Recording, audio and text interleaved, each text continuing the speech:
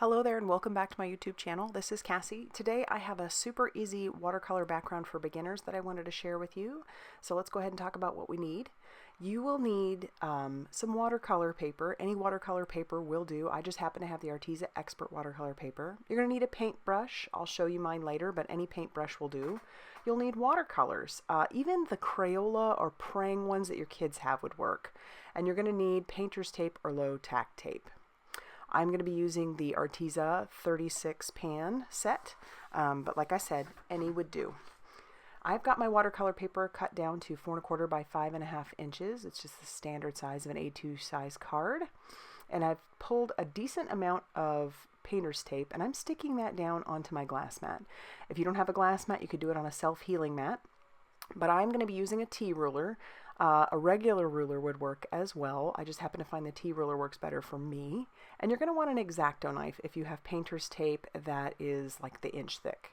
I'm going to be cutting this down into 4 strips, and you don't have to press real hard. And mine's actually a very dull blade, but you don't have to press real hard because that painter's tape will cut pretty easily. I'm going to peel that painter's tape away. And then I'm basically just going to stick it down onto my watercolor paper. I'm just putting this down in straight lines. You could probably try other things if you wanted to, but I thought that this would be appealing. So I am crisscrossing them and sticking those down. And then when I'm happy with that, I'll grab another piece and just continue to do this process until I am happy with the shapes that I have on my paper. Since we're all still in quarantine, I just thought that this would be a fun way. If you're starting to get bored, you need to maybe get your creative juices flowing, whatever the case may be. Hopefully this gives you some ideas on how you can get some creative juices flowing, even if you don't have a lot of supplies, or if you're not necessarily a card maker. This might be fun. If you are even, this would be fun to try. This video is going to go live as my husband and my daughter and I and our little cats and our dog are all planning to social distance in the woods. We're going to go camping. We just need to get away, and that we found was the best way for us to do it. So we finally went ahead and got a travel trailer, and we are going to take it out, and we're excited. So if you follow me at all, you know that that's a little bit of a saga we've been wanting, and I've talked about it quite a bit, and so we finally did it. We pulled the trigger, and we could not be happier. So like I said, we're going to do some social distancing in the woods. All right, so I'm almost done here putting down my tape. I wanted there to be lots of shapes to mess with. And now that we're ready, I'm going to pull out my pan watercolors. Like I said, you could easily use Crayola or Prang or whatever it is your kids have, even if you don't have sets of watercolors like this. But I've picked out the colors I want. I keep an eyedropper on my desk just full of water, and I'm just putting little drops of water in the ones that I want. I started off by putting down some water on the shape I wanted to use, but I decided that was too much water. I was afraid it might seep underneath, so as you can tell, I didn't go all the way to the edges. And so I stopped actually adding the water beforehand. And I'm trying not to add too much water to my watercolor either, because I don't want that to seep under. And so from here on out, I will just wash off my brush as needed, and I will just pick up, just a little bit of water and pick up the watercolor that I need as well. And watercolor, if you're unfamiliar, works kind of in layers, so that's what I'm doing. If you find that you've put down too much water in one area, you can dry off your brush completely. I use a microfiber cloth, but you can dry off your brush and you can pick up some of that water just with your dry brush. It will soak up some of that water, which is nice. I have really no rhyme or reason to where I'm putting the color down, other than I don't want green by green or blue by blue, other than maybe like a connecting center point. So I am just kind of thinking about where I want those colors to go, just not wanting like a pink by a pink. And so that's what I'm doing, just slapping down some color. And I'm trying to go fairly light with this first wash of color that I am putting down, and it's okay to go over your painter's tape. That is essentially what painter's tape is for. Unless you have a lot of water, it's really not going to make a big deal. So that is why I'm kind of going over my edges at this point and becoming really happy with this color combo. But try out different color combos. You can even mix colors if you want. Like, let's say you have, yellow and Kelly green, but you want it to be a green like this. Go ahead, like I said, with your Crayolas, if you have those, or Prang or whatever, mix your colors, see what you like, slap some color down. And as I say, I always say this, or at least I always think it, it's just paper. If you're not happy with it, it's okay. You can chuck it. It's not going to cost you an arm and a leg to replace. So have fun, play. It's just paper.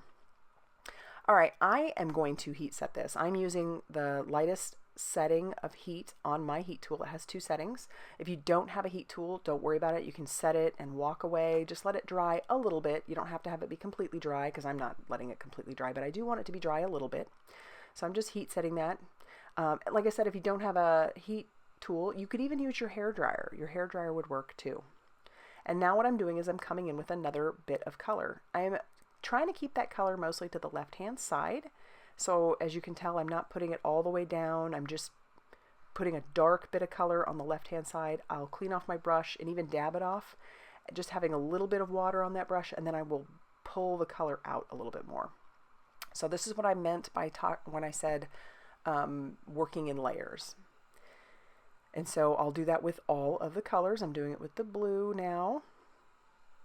And I'm really starting to enjoy it. But you wouldn't even have to do this step. If you are happy and don't want to push it, you could leave it with one wash of color and you're going to still end up with a very pretty background. You don't have to go this far.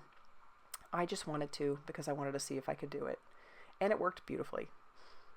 And we'll move on to the pink now, doing the same thing. I'm even going to put most of the color down on all those shapes, and then I'll wipe off my brush just a little bit with some water and bring that color out on all the pinks. And then we'll be ready to heat set this again. Again, you could walk away, just let it dry on its own, but I do recommend letting it dry before you try to pull the tape away. I'll give you a little trick here, because sometimes with tape, depending on what kind of tape you use, but this is why I like painter's tape, or even a purple tape would work too. Washi tape would possibly work, but again, that stuff sometimes can tear. But I'm going to try and press my luck here and see, and this one didn't tear the paper at all. But if you find that your tape is tearing the paper, which I notice it's starting to do here, I'm going to pull in my heat tool, because I don't want it to tear the paper. And this is a trick that painters use when they're trying to remove the painter's tape from a painted wall even. They will bring in a little bit of heat. All that does is activate the glue that's on the tape so that it's a little bit easier for it to remove without tearing anything underneath it. So it just heats it up, makes it kind of, I don't know, a little bit easier to work with. And I find that that worked really well. But we're starting to see what we have left over, which is really cool. And as you could probably tell, not all of my strips were the exact same width, which is fine. And I really like how this background turned out. You could leave it as is, but I'm going to go a step further with it. And I'm going to bring in a silver gel pen. This one is a Uniball silver gel pen. And I'm going to go around all the edges of my shapes. This will frame them a little bit more. The white frames them fine, but I wanted to just take it a step further. But I'll go around all those lines. You could even possibly go around it with like a black Sharpie, if it was a fine liner, or even a ballpoint pen would work as well. All right, we're going to finish up all of our edges, and then we're actually going to think about our sentiment. So I freehanded it, but you could definitely use a ruler if you wanted to. For my sentiment, I am going to be using the Extra Sentimental set by Brutus Monroe, but you could freehand it yourself if you wanted to. Just write it with a Sharpie, whatever you want to do. I'm going like a total step further. I inked it up with some embossing ink, covered that with some Brutus Monroe Alabaster embossing powder, and then I'm going to heat set that till that is smooth and melted. And then I am going to use a die over that. But like I said, you could stamp it either right on top of your piece if you wanted to, or you could freehand write it, whatever you want to do. I decided I want a little more interest on that background, so I'm going to take my watercolor brush, put it in the black paint, and then just splatter a little bit of black on that background. It just adds a little something. My card base is a piece of white cardstock that goes 5.5 inches by 8.5 inches and scored at 4 1/4. So this is an A2 size card. And I'm going to heat set those little dots. Again, you could use your hair dryer if you wanted to. And then I will cover the back with some liquid glue. And then I'm going to, once that's secured down, I'll use some liquid glue on my sentiment to get that down as well. And then once that is adhered, that's actually going to finish off our card. So I really do like how this turned out. It's kind of fun. It's different. It's an opportunity to challenge yourself, or if you don't have a lot of supplies, it's an opportunity to just play with what you do have. So there you have it, a watercolor background that would be good for beginners or any of us to try. If you liked this video, please hit the like button and subscribe if you haven't already done so. Everything I use will be linked in the description box down below, and I will see you very soon in the next video. Bye, everybody.